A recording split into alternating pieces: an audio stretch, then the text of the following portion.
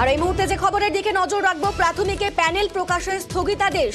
৪২,০০০ প্রাথমিক শিক্ষকের প্যানেল প্রকাশ এখনই নয়। ডিভিশন বেঞ্চ এমনটাই সিদ্ধান্ত নিয়েছে এবং বিচারপতি অমৃতা সিনহার নির্দেশে ৪ সপ্তাহ স্থগিতাদেশ ডিভিশন বেঞ্চের। প্রাথমিকে প্যানেল প্রকাশের স্থগিতাদেশ। ৪২,০০০ প্রাথমিক শিক্ষকের প্যানেল প্রকাশ এখনই নয়। আমাদের সঙ্গে রয়েছেন অর্ণব। অর্ণব, ডিভিশন বেঞ্চ ঠিক কি বলছে?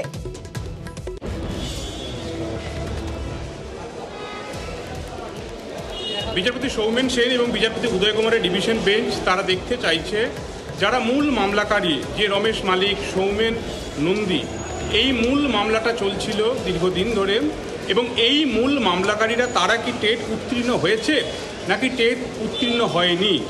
একটি আইনি যুক্তি সামনে নিয়ে আসে বোর্ড, টেটে অনুত্তীর্ণ হয়ে এই নিয়োগ প্রক্রিয়াকে চ্যালেঞ্জ করা হয়েছে, সেটা আইনত করা যায় না। এবং ডিভিশন বেঞ্চের পর্যবেক্ষণ, টেট উত্তীর্ণ হলে তবেই তাদের একটা আইনি অধিকার জন্মায়। এক্ষেত্রে তাদের কোনো লোকাল স্ট্যান্ডি বা লিগ্যাল রাইট রয়েছে কিনা এক্ষেত্রে সেটাই আদালত খতিয়ে দেখতে চায়।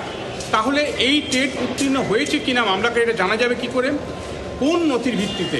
কারণ যে ওএমআর শিটের ওপর ভ্যালুয়েশন হয়েছে, নাম্বার পেয়েছে, টেটে কে কত জানা গেছে, সেটাই তো নেই, সেটাই তো নষ্ট করে দেওয়া হয়েছে। তাহলে জানা যাবে কিভাবে? বোর্ডের যুক্তি, তাদের কাছে যা নথি রয়েছে সেগুলি সিবিআইয়ের হাতে তুলে দেওয়া হয়েছে। সিবিআইয়ের যুক্তি, যে ডেটা দেওয়া হয়েছে ডিজিটাইজ ডেটা হিসেবে তাদের হাতে, সেইগুলি আদতে কোনো ডিজিটাইজ ডেটাই নয়। কাজেই যে রেকর্ড সাপ্লাই করা হয়েছে সিবিআইকে, সেটা আসল নথি নাকি বিকৃত নথি, সেটা সিবিআই তদন্ত করে শেষে বলতে পারবে। এইখানে ডিভিশন বেঞ্চ বলল আপাতত তাদের হাতে যে নথি রয়েছে সেই নথিগুলি খতিয়ে দেখে এই যারা মূল মামলাকারী তারা টেট উত্তীর্ণ হয়েছে কিনা সেটা ৩ জানুয়ারির মধ্যে রিপোর্ট দিয়ে ডিভিশন বেঞ্চে জানাবে সিবিআই, এবং ৪ জানুয়ারি এই মামলার শুনানি হবে। তবে ১২ই ডিসেম্বর বিচারপতি অমৃতা সিনহা একাধিক পর্যবেক্ষণের পাশাপাশি একগুচ্ছ নির্দেশ দিয়েছিলেন। সেই নির্দেশের মধ্যে এটাও ছিল যে ৪২,০০০ যে প্রাথমিক শিক্ষক নিয়োগ হয় ২০১৬ নিয়োগ প্রক্রিয়ায়, টেট ২০১৪ থেকে এই প্রথম যে নিয়োগ প্রক্রিয়া, জেলা ভিত্তিক যে প্রাথমিক শিক্ষা সংসদগুলি যে নিয়োগের প্যানেল প্রকাশ করে, সেই প্যানেল সংগ্রহ করে তারা আদালতে পেশ করবে।